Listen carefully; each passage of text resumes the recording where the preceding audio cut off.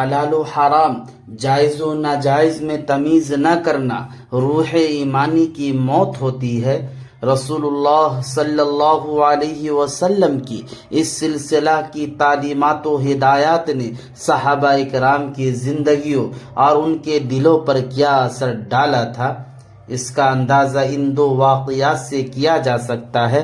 صحیح بخاری میں حضرت ابو بکر صدیق رضی اللہ تعالی عنہ کا یہ واقعہ مروی ہے کہ ان کے ایک غلام نے کھانے کی کوئی چیز ان کے خدمت میں پیش کی، آپ نے اس میں سے کچھ کھا لیا۔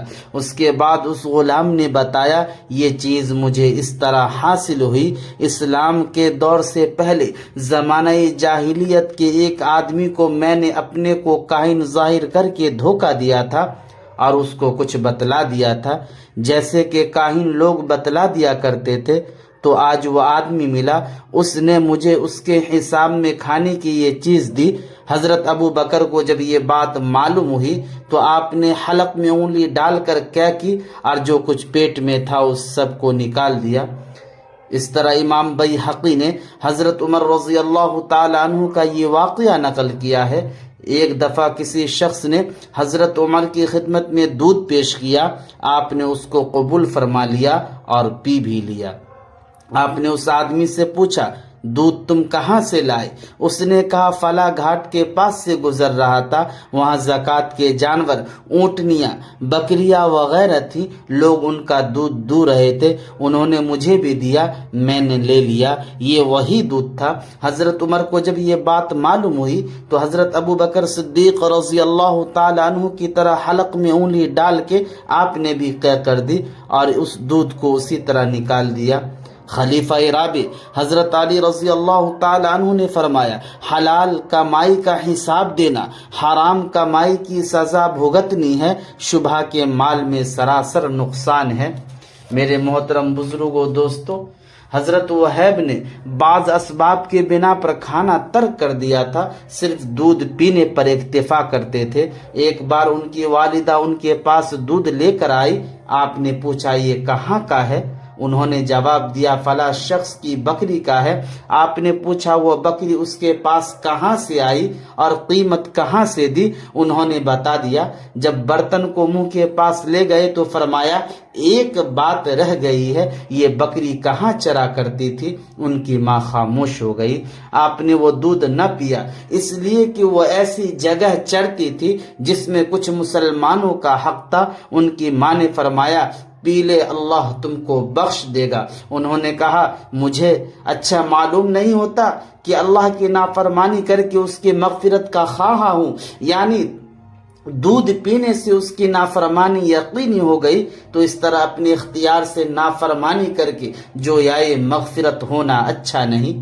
میرے محترم بزرگوں، دوستو، بینا کے لیے اس قصہ پارینہ میں بھی عبرت کے بے شمار پہلو موجود ہیں۔ سید ابو صالح جنگی دوست رحمت اللہ علیہ بڑے متقی خدا رسیدہ بزرگ تھے۔ ان کا نکاح سیدہ فاطمہ سے ہوا تھا۔ نکاح کا قصہ یہ ہوا، جوانی میں سید ابو صالح اکثر ریاضات و مجاہدات میں مشغول رہتے تھے۔ ایک دفعہ دریا کے کنارے عبادت کر رہے تھے، کھانا کھائے ہوئے 3 دن گزر چکے تھے۔ اچانک ایک سیب دریا میں بہتا ہوا دکھائی دیا، بسم اللہ کہہ کر اس کو پکڑ لیا اور کھا گئے۔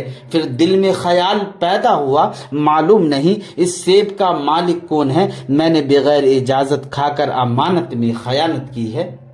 یہ خیال آتے ہی کھڑے ہوئے دریا کے کنارے پانی کے بہاؤ کے مخالف سمت سیب کے مالک کی تلاش میں نکل کھڑے ہوئے۔ کافی فاصلہ طے کرنے کے بعد ان کو لبے دریا ایک وسیع باغ نظر آیا۔ اس میں ایک تناور درخت تھا جس کی شاخوں سے پکے ہوئے سے پانی میں گر رہے تھے۔ سید ابو صالح نے لوگوں سے اس باغ کے مالک کا پتہ دریافت کیا۔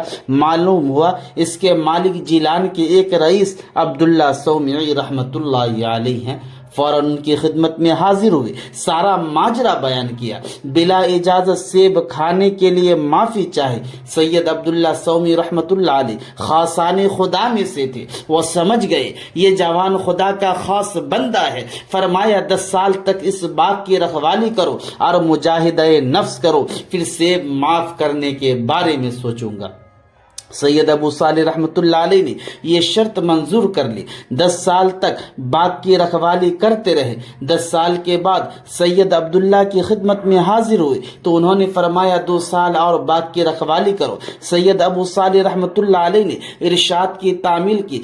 12 سال کی مدت پوری ہوتے ہی سید عبداللہ نے انہیں بلا کر فرمایا، اے فرزند، تو آزمائش کی کسوٹی پر پورا اترا، لیکن ابھی ایک خدمت اور باقی ہے، وہ یہ ہے کہ میری ایک لڑکی ہے جو پاؤں سے لنگڑی ہے، ہاتھوں سے لنجی ہے، کانوں سے بہری ہے، آنکھوں سے اندھی ہے، اس بیچاری کو اپنے نکاح میں قبول کرو تو میں سب بخش دوں گا۔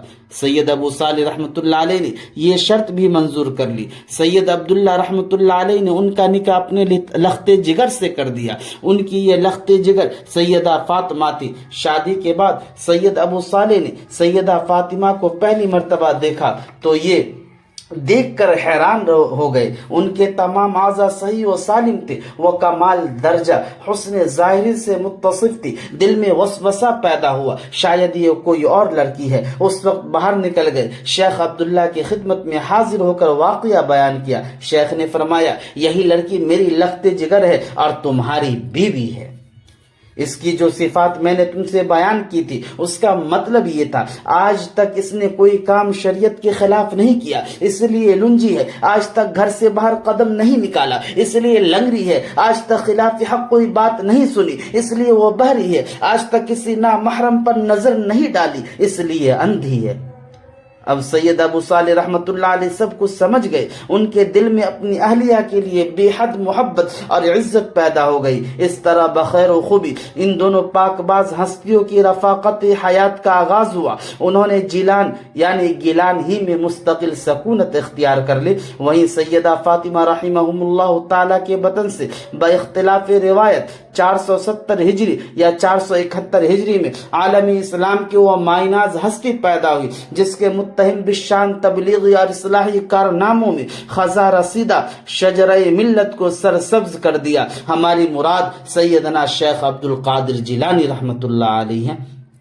میرے محترم بزرگوں، دوستو، آؤ ہم سب عہد کریں، آئندہ انشاءاللہ پوری طور پر حرام بلکہ مشتہبات سے بھی ہر ممکن طریقہ سے اجتناب و پرہیز کریں گے، کیونکہ یہ تو سب افضل عبادت ہے۔